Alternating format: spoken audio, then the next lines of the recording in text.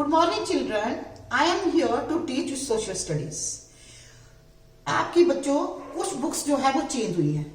10th में आपका maths और सोशल स्टडीज की बुक्स जो है वो न्यू है। आपको विनय सर जो है मैथ है वो न्यू बुक से करवा रहे हैं। मैं अभी आपको न्यू बुक से ही सोशल स्टडीज पढ़ाऊंगी। मैं अभी आपको हिस्ट्री स्टार्ट करवाऊंगी।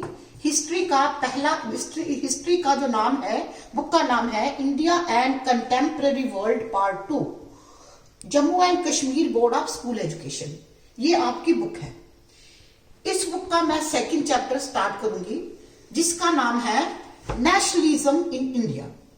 अब बच्चों मैंने ये चैप्टर क्यों चुना है आपको पढ़ाने के लिए, क्योंकि ये चैप्टर आपने 8th क्लास में भी पढ़ा है और आपने बहुत अच्छी तरह से पढ़ा है and you are well acquainted with whole of the chapter. इसलिए मैंने ये चैप्टर लिया है कि आपको अंडरस्टैंड करने में आसानी हो।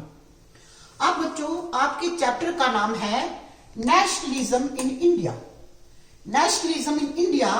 अब आप पहले आपने ये बात अंडरस्टैंड करनी है, what is the meaning of nationalism.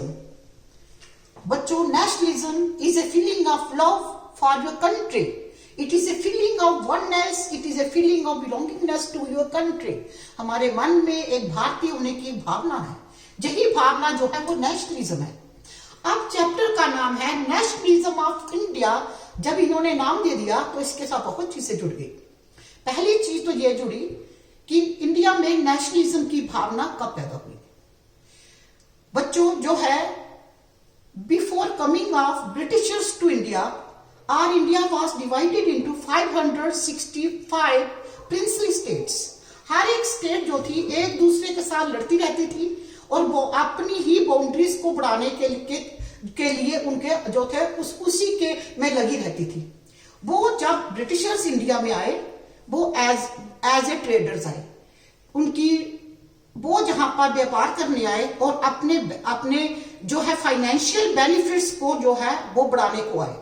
अब उन्होंने जब अंग्रेज भारत में आए उन्होंने अपने मकसद को पूरा करने के लिए उन्होंने जहां पर इंडस्ट्रीज लगाई, हमारे पॉलिटिकल सिस्टम को चेंज किया, हमारे एजुकेशनल सिस्टम को चेंज किया और पूरी मार्केट में अपनी चीजें जो है बनाकर बेचने लगे। इंडिया का रॉ मटेरियल यूज किया, उसको यूज किया और यहाँ पर चीजें बनाकर अपनी जो बेचने लगे। जिससे क्या हुआ, स्लोली एंड स्लोली भारत में जो लोग थे वो बेकार होते गए। हमारे जो थे हमारे जो वर्कर्स थे वो बेकार होते गए। हमारा आर्ट और क्राफ्ट जो था वो डिक्लाइन होता गया। जिससे क्या था कि लोगों में एक डिससेटिस्फैक्शन की भावना पैदा होती गई।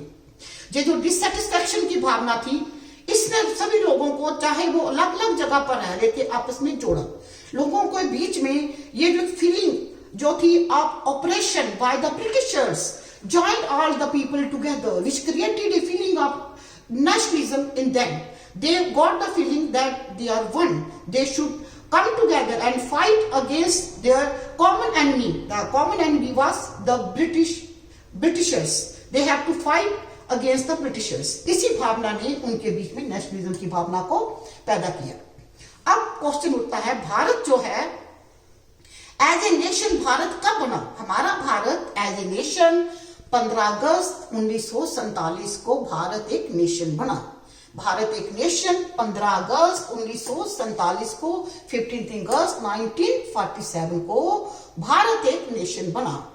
And then the question arises, what is a nation. India एक नेशन बना, लोगों के बीच में नेशनलिज्म की भावना आई, भारत एक नेशन बना। अब what is this, what is a nation.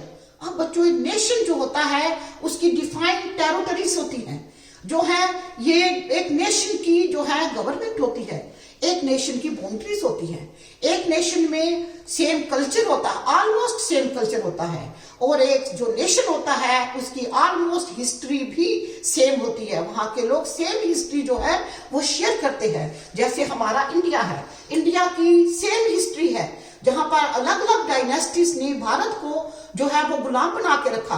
Mughal आए, मुगलों के बाद अंग्रेज आए, उसके बाद हमने जो है आजादी प्राप्त की और हमारा जो भारत है वो एक नेशन बना। आज अगर हम बात करते हैं कि हमारा जो लैंड फ्रंटियर है वो 15,000 200 किलोमीटर है, हमारी जो कोस्ट लाइन है वो हमारी जो है 7517 किलोमीटर है। ये क्या है? What is this measurement? This measurement the boundaries of our country, ये हमारे देश की बाउंड्री है। इस बाउंड्री सीमाएं हैं, ये हमारी सीमाएं हैं, इसमें हमारा भारत है। हमारा भारत जो है इट इज ए नेशन। अब जो है इसके बाद बच्चों आपको ये पढ़ते पढ़ते आपके इसी पेज के ऊपर पढ़ते पढ़ते आपको एक और वर्ड मिलेगा, नेशन स्टेट। वहां पर आएगा many areas, in many area the nation states were emerging. What is a nation state? एक नेशन स्टेट क्या है? पहले आपने पढ़ा नेशन, अब जो है आपको एक नया वर्ड मिल गया, नेशन स्टेट क्या है। ऑलमोस्ट बच्चे समझते हैं nation and nation states they are the same things, लेकिन बच्चों ये सेम नहीं है।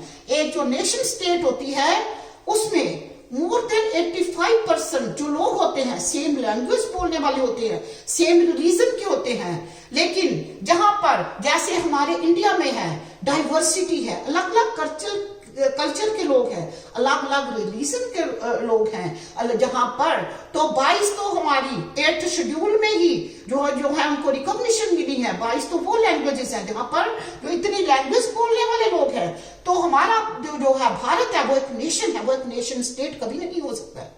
नेशन स्टेट में हम जापान की एग्जांपल ले सकते हैं। जापान में जो है शिंटो उनका रिलीजन है और जो है वहां पर 85 से ज्यादा लोग जो है 85% से ज्यादा लोग जो है वो जापानीज बोलते हैं। वहां पर बुद्धिज्म भी है, बहुत कम लोग हैं जो कि आपको बुद्धिस्ट मिलेंगे, लेकिन ज्यादा जापानीज लोग हैं। जापानीज लोग जो है शिंटो धर्म को मानने वाले और जापानीज बोलने वाले हैं। इसलिए जापान को हम एक नेशन स्टेट बोलेंगे, हम उसको नेशन नहीं बोलेंगे। और अपने भारत को हम नेशन स्टेट नहीं कह सकते, बिकॉज ऑफ द डाइवर्सिटीज हम इसको एक नेशन बोलेंगे। बच्चों आपके ये चैप्टर के बीच में, आपके इस चैप्टर के बीच में नेशनल मूवमेंट में से सिर्फ 2 मूवमेंट्स को डिस्कस किया गया है। एक आपकी है नॉन कोऑपरेशन मूवमेंट जो कि 1920 में शुरू हुई, नॉन कोऑपरेशन मूवमेंट 1920 में शुरू हुई, और दूसरी है सिविल डिसोबीडियंस मूवमेंट जो साल्ट मार्च से जो है 1930 में शुरू हुई। अब ये 2 मूवमेंट्स के ऊपर ज्यादा जो है वो फोर्स किया गया है, और जो 2 मूवमेंट्स को ज्यादा इंपॉर्टेंट बताकर जो है आपके इस चैप्टर को जो है आपके 10th की बुक में ये चैप्टर बच्चों को पढ़ने को दिया गया है। अब ये 2 मूवमेंट्स की इतनी इंपॉर्टेंस क्या है? अब जो है इसमें जो नॉन कोऑपरेशन मूवमेंट थी, इसमें महात्मा गांधी जी का विश्वास था कि अगर अंग्रेज हमारे भारत में अगर उन्होंने सरवाइव किया, if the Britishers survive in India, they survive because we cooperated with them। अगर हमने उनके साथ कोऑपरेट नहीं किया होता, अगर हमने उनका बनाया हुआ सामान नहीं खरीदा होता, अगर हमने उनके एज ए क्लर्क उनके नीचे उनकी कंपनी में काम नहीं किया होता, तो आज जो है जो अंग्रेज थे वो हमारे भारत में कभी भी नहीं टिक सकते थे, भारत को छोड़कर कभी के जा चुके होते थे। इसलिए उन्होंने नॉन कोऑपरेशन मूवमेंट शुरू की थी, don't cooperate with the Britishers, don't cooperate with them. और उधर फिर सिविल डिसोबीडियंस मूवमेंट का क्या मतलब था? ये भी एक किस्म की नॉन कोऑपरेशन मूवमेंट है। सिविल डिसोबीडियंस मूवमेंट भी इज आल्सो एक टाइप ऑफ नॉन कोऑपरेशन। इसमें क्या कहा गया? इसमें अंग्रेजों के बनाए हुए लॉज को डिसओबे करने को कहा गया, रिफ्यूज करने को कहा गया, to refuse all the commands, all the demands made by the Britishers and to taxes को जो उन्होंने टैक्स लगाए वो उनको टैक्स को नहीं पे करने को सभी को बोला गया। और उनके जितने लॉस थे उनको साल्ट लॉस से लेकर आरंभ करके बाकी लॉस को भी उनको डिसओबे करने को कहा गया। ये बच्चों ये सारा आपकी बुक में है, इस चैप्टर में है, ये हम पढ़ेंगे। और ये हम जो है इस चैप्टर को आप जो है ये अपने इस लेसन के 2 पेजेस पेज 29 और 30 ये 2 पेज आप पढ़ें। और फिर हम जो है यहाँ पर आज की लेसन जहां पे हम खत्म करेंगे, कल आप 2 पेजेस पढ़ लें, आगे फर्दर हम जो है इसको कंटिन्यू करेंगे। Thank you students.